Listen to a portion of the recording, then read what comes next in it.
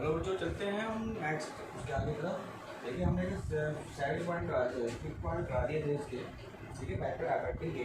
ठीक है, वो फैक्टर अफेक्टिंग में क्या हुआ कि इससे पहले हम कुछ पॉइंट लेते हैं। ये है 6 पॉइंट, ये आ गया टेम्परेचर। ठीक है, क्या आ गया टेम्परेचर। ओके, तो टेम्परेचर में जो टेम्परेचर डिपेंड करता है, देखिए जब रिएक्शन का अगर हम टेम्परेचर इंक्रीज कर देंगे तो वो और ज़्यादा से क्या होगी, फास्ट होगी, है ना।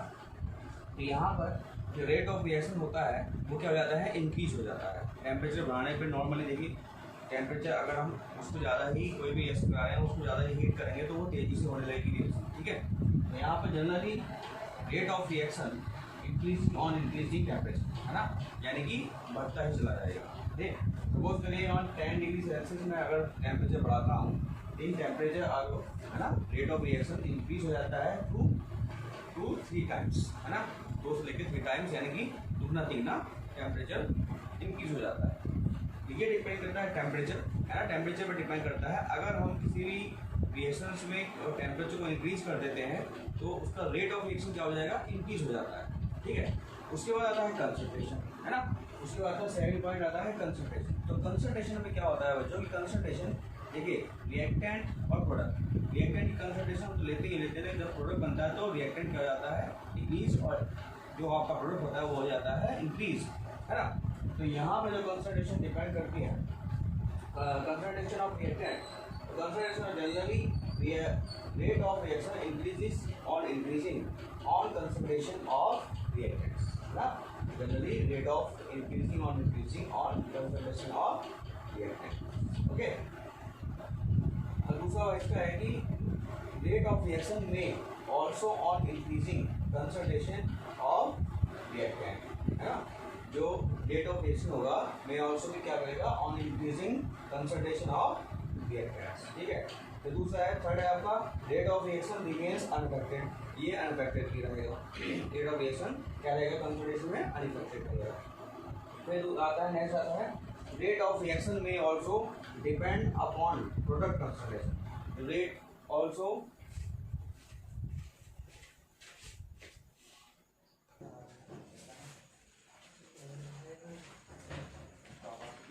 तो चलिए बच्चों, ठीक है, तो रेट ऑफ रिमेन्स अनअफेक्टेड रहेगा और रेट ऑफ रिएक्टेंट्स क्या रहेगा, रेट ऑफ रिएक्शन क्या रहेगा, में also depends upon product and concentration. जो रेट ऑफ रिएक्शन रहेगा वो डिपेंड करेगा कंसंट्रेशन ऑफ किस पे, प्रोडक्ट पर। ठीक है, यानी कि जब हमारा रिएक्टेंट से प्रोडक्ट बनेगा तो क्या उसका डिपेंड करेगा, तो यानी इंक्रीज हो जाएगा कंसंट्रेशन। यहाँ पर है रेट ऑफ रिएक्शन, एक लास्ट पॉइंट है, रेट ऑफ रिएक्शन में डिपेंड्स ऑन वन और ऑल और नन ऑफ रिएक्टेंट्स, यानी रेट ऑफ रिएक्शन डिपेंड करता है एक या एक से ज़्यादा, है ना, या सभी, यानी कि दोनों को मिक्स करके। यानी अगर हमारे पास रिएक्टेंट में A B plus C, A plus B plus C, है ना, इस तरीके से रिएक्टेंट है तो वो उस पर डिपेंड करता है, यानी तीनों को मिला करके तब उस पर डिपेंड करता है कंसंट्रेशन पर। ठीक है, तो ये तो हमारे पास थे factor affecting of the concentration, हमारे पास जो रेट ऑफ रिएक्शन था उसके बारे में डिस्कशन था। इसके बाद हमारा नेक्स्ट टॉपिक जो आता है वो रेट लॉ आता है, जो वेरी वेरी इंपॉर्टेंट है। ठीक है, इससे पहले हम पढ़ेंगे रेट लॉ से पहले कि हम कंसंट्रेशन कांस्टेंट, रेट कांस्टेंट के बारे में पढ़ेंगे। रेट कांस्टेंट, है ना, रेट कांस्टेंट की यूनिट पढ़ेंगे और रेट कांस्टेंट किस पर डिपेंड करता है। ठीक है, तो रेट लॉ भी करेंगे। ठीक, तब तक अभी नोट करिएगा।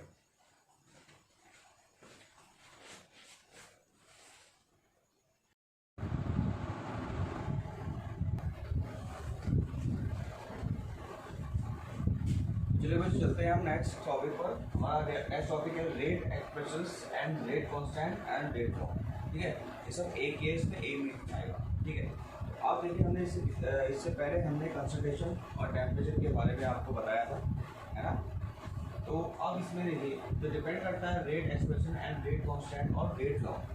रेट लॉ यहाँ पर वेरी वेरी इंपॉर्टेंट है आपके पास। यहाँ पर ये रेट लॉ क्या कहता है, कोई भी रिएक्टेंट और प्रोडक्ट जो डिपेंड करेगा उसकी कंसंट्रेशन पर, है ना, डिपेंड करेगा कंसंट्रेशन पर कि इंक्रीज है या डिक्रीज है। अब रिएक्टेंट है, रिएक्टेंट पर हमने कंसंट्रेशन हाई अमाउंट में लिया है और जब जाते जाते क्या हो जाता है, प्रोडक्ट जो बनता है वो कंसंट्रेशन ज़्यादा बन जाता है यानी इंक्रीज हो जाता है, और जो रिएक्टेंट होता है वो डिक्रीज हो जाता है। ठीक है, तो यहाँ पर जो इसकी डेफिनेशन है, द रिप्रेजेंटेशन ऑफ रेट, जो हमारा रेट रिप्रेजेंटेशन करता है वो ये करता है कि of reaction in term of concentration of the reactant is called rate law, है ना। जो आपकी टर्म होती है कंसंट्रेशन की, है ना, the reactant is called the rate law, वो फिर कहलाता है रेट लॉ कहलाता है रेट लॉ कहलाता है। इसको हम रेट इक्वेशन भी कह सकते हैं और रेट एक्सप्रेशन भी कह सकते हैं, ठीक है। अब रेट लॉ होता है, देखिए रेट लॉ एक चीज़ तो ये बताता है कि हमारे जो रिएक्शन है वो किस ऑर्डर में है ना। अब ऑर्डर जो है वो इसके बाद बताएंगे हम, ऑर्डर का पता कैसे लगेगा वो इसके बाद बताएंगे, ठीक है। रेट लॉ तो पहले रेट लॉ जो होता है वो एक हमारे पास रिएक्टेंट्स जो होते हैं, रिएक्टेंट्स और प्रोडक्ट को बनाने में जो उसमें रेट होता है, यानी कि जो स्पीड होती है उसकी, है ना, और वो कंसंट्रेशन जो चेंज हो जाता है ना, concentration change of the reactants is called rate law, ठीक है।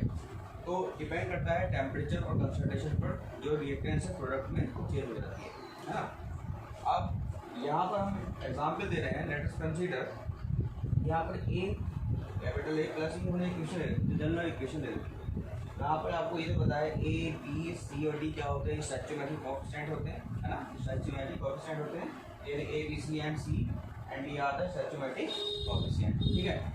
अब rate expression for the above rate equation is, ठीक है। तो रेट जो होता है, रेट इज डायरेक्टली ए की पावर एक्स और बी की पावर वाई, ठीक है बच्चों। अब एक्स और वाई हमने यहाँ पर क्यों लिए हैं, देखिए एक्स और वाई हमने है तो ये स्टैच्यूमेट्रिक, ये डिपेंड करते हैं, है ना।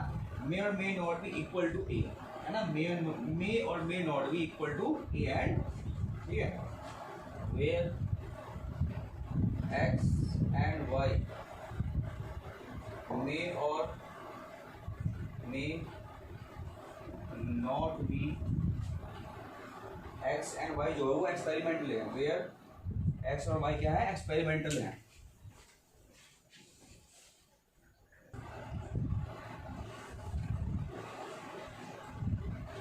तो बच्चों देखिए जो हमने यहाँ पर एक्स और वाई लिए हैं, जो एक्स और वाई लिए हैं वो एक एक्सपेरिमेंट यानी एक्सपेरिमेंटल लिए हैं, where may not be depend,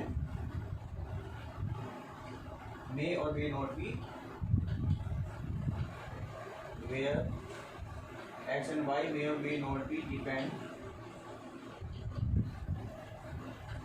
A B and C, है ना, एक्सपेरिमेंटल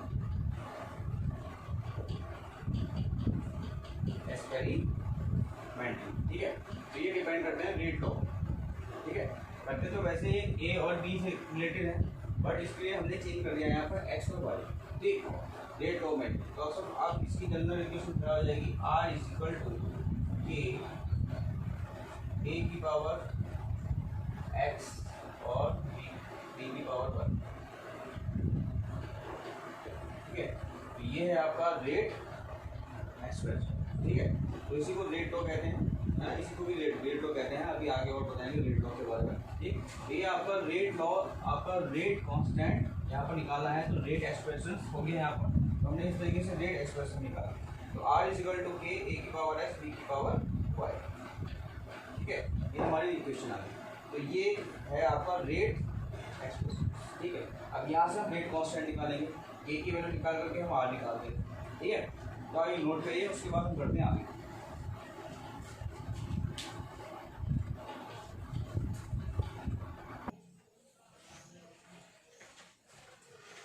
तो बच्चों यहाँ पर ये नोट कर लेना, वेयर के is proportionally constant is called the rate constant, ठीक है।